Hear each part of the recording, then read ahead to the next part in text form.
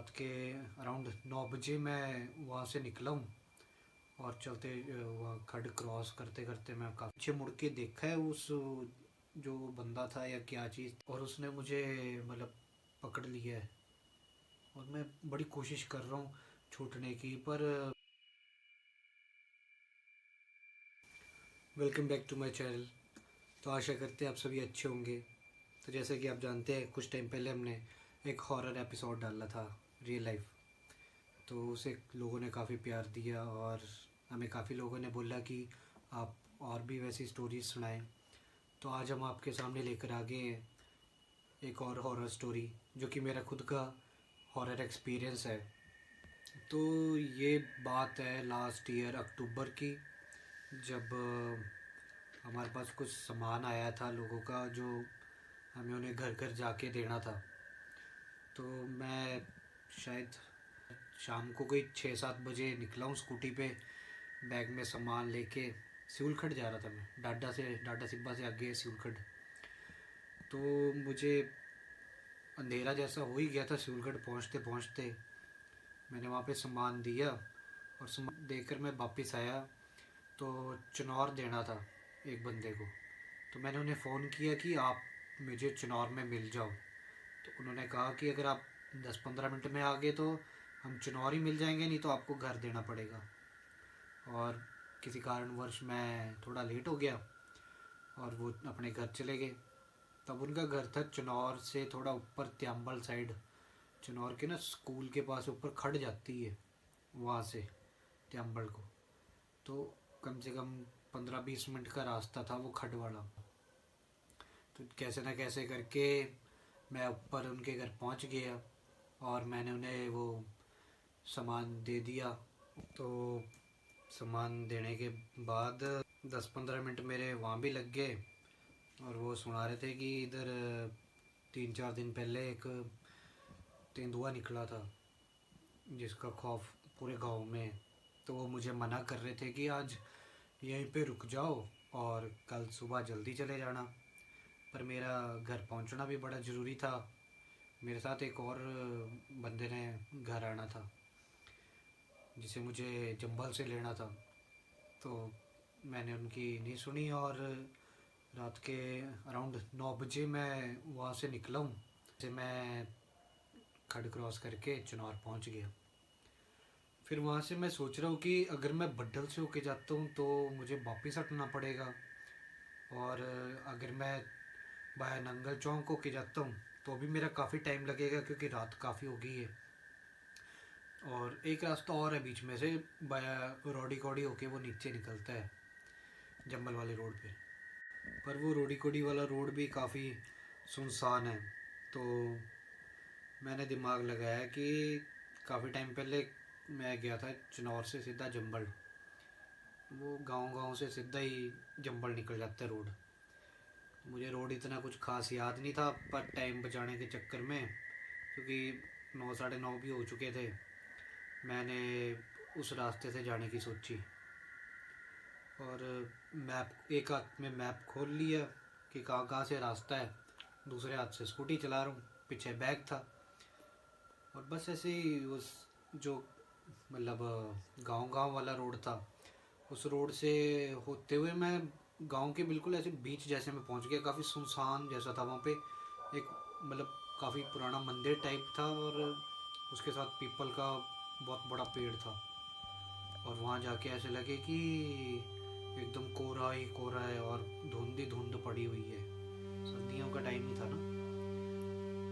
और जैसे मैं मैप में रोड देख रहा था कि कहाँ से जाना नीचे, तो उसमें कुछ पता ही नहीं चल रहा था कि रोड है कहाँ जैसे। और वहाँ पे मेरे को ना पीपल के पेड़ के पास से थोड़ा ऐसे रास्ता दिखे कि यहाँ से खड जा रही है, जो शायद नीचे निकल सकती है। और मैप में भी वो थोड़ी थोड़ी लग रही थी कि हाँ नीचे निकल जाएगी ये जंगल वाले रोड पे।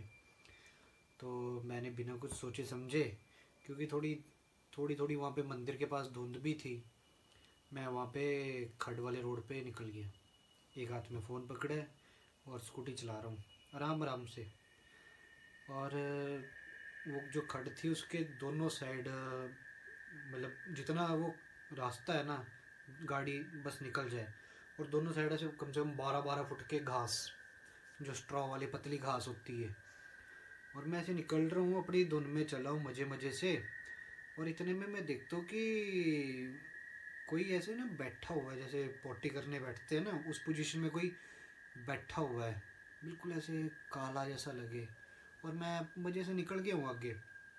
और थोड़ा जैसे आगे, मतलब 1-2 कदम स्कूटी जैसे आगे गई है, और उतने में मैं दिमाग में सोच रहा हूँ कि जो ये बैठा है इसकी हाइट तो बड़ी ज़्यादा है। अब कोई मतलब उस पोजीशन में बैठा होगा तो वो भी हमारे जितना इतना ही होगा, या थोड़ा ज़्यादा हो जाएगा। कोई 6 फुट का होगा तो थोड़ा हाइट ज़्यादा होगी। पर वो जो बैठा था वो काफ़ी जैसे कम से कम मेरे से कोई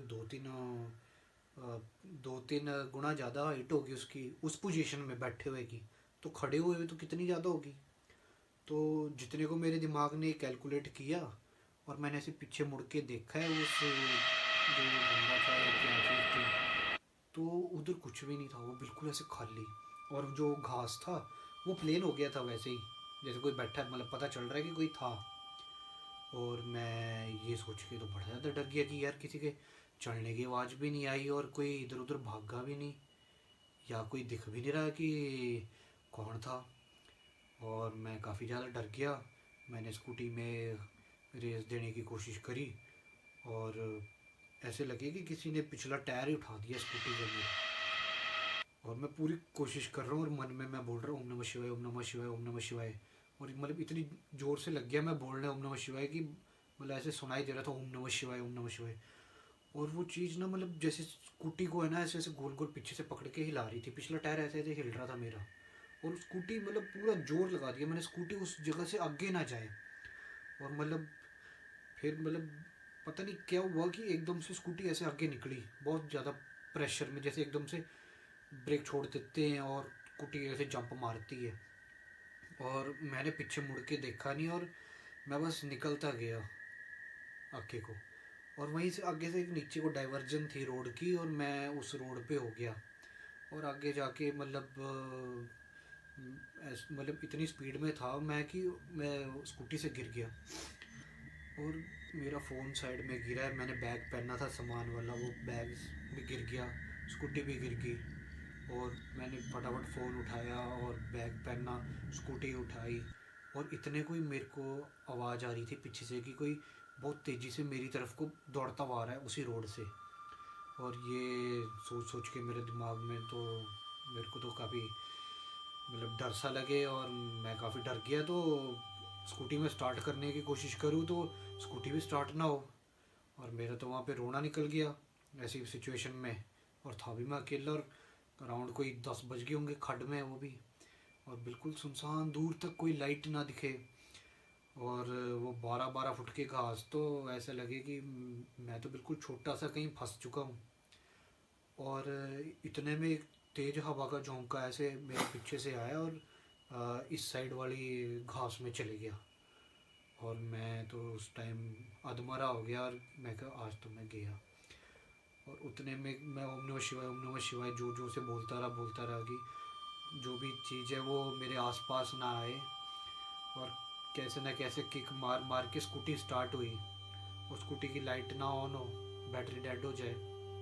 और स्कूटी स्टार्ट हुई, और मैं ऐसे निकला हूँ वहाँ से, बहुत रेस में निकला हूँ। फ़ोन मैंने जेब में डाल लिया कि बस कैसे न कैसे मैं बस कहीं किसी लाइट के पास या किसी के घर के पास पहुँच जाऊँ, तो मैं वहीं रुक जाऊँगा। और इतने में आगे जाके मुझे एक छोटा सा मंदिर दिखता है वहाँ पे, जिसमें लाइट जली थी। और वो मंदिर देख के मुझे काफ़ी मतलब ऐसे दिल को आश्वासन मिलता है, सहारा मिलता है कि चलो शुक्र है कहीं तो पहुँचा हूँ। फिर उस मंदिर से थोड़ा और आगे निकल के 4-5 घर थे। फिर तो थोड़ा जाना पहचाना इलाका आ ही गया था। फिर वहाँ से कैसे ना कैसे करके मैं मेन रोड तक पहुँचा हूँ, जहाँ पे मुझे वो जो थे अंकल वो मिले। और वो भी काफ़ी मतलब हैरान हो गए कि मैं ये किस रास्ते से आया। तो उन्होंने भी मुझे काफ़ी डांटा कि इस रोड से नहीं आना चाहिए था, तुम गलत रोड से आए। इस रोड पे तो कोई दिन में भी नहीं जाता है अकेला, और तू रात को इस रोड से चला हुआ है, तू ठीक ठाक है, तुझे हुआ क्या। और मैंने उस टाइम तो उन्हें कुछ नहीं बताया। मैंने उन्होंने बोला बस मैं पहुंच गया, और हंसते हंसते हम दोनों बस स्कूटी पे घर को आ गए। लेकिन मैं स्कूटी इतनी ज़्यादा धुलाई हुई थी कि जैसे मुझे लग रहा था कि कहीं वो चीज़ जो भी थी वो कहीं हमारे पीछे पीछे ना आए। पता नहीं क्या सोच रहा था मैं। फिर घर पहुंच के मैं चुपचाप बैठ गया और फ़ोन चलाने लग गया ताकि मेरा ध्यान इधर उधर कहीं जाए। और मैंने ये बात किसी को बताई नहीं घर पे।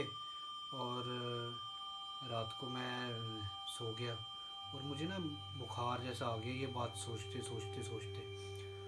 और उसी रात क्या हुआ कि मेरे को बहुत बुरा सपना आया, जैसे कि मैं उसी रोड पे पैदल चला हूँ और वो कोई मतलब काली सी चीज़ जो है वो आगे से आ रही है और उसने मुझे मतलब पकड़ लिया है।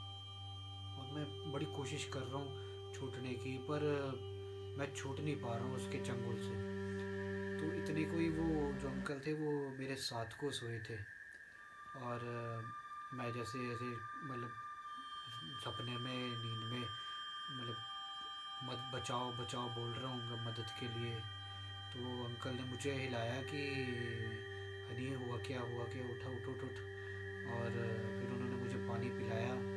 और फिर मैंने घर पे सभी को वो सारी बात बताई कि आज ऐसे ऐसे हुआ। फिर मेरे घर वालों ने बोला कि तू आराम से सो जा और ऐसा मत सोच, कुछ नहीं होता है। पर मुझे तो पता था ना कि मेरे साथ क्या हुआ है आज। फिर मैंने भी हेडफोन लगा लिए और भजन कीर्तन भगवान का नाम सुनता हुआ मैं सो गया आराम से।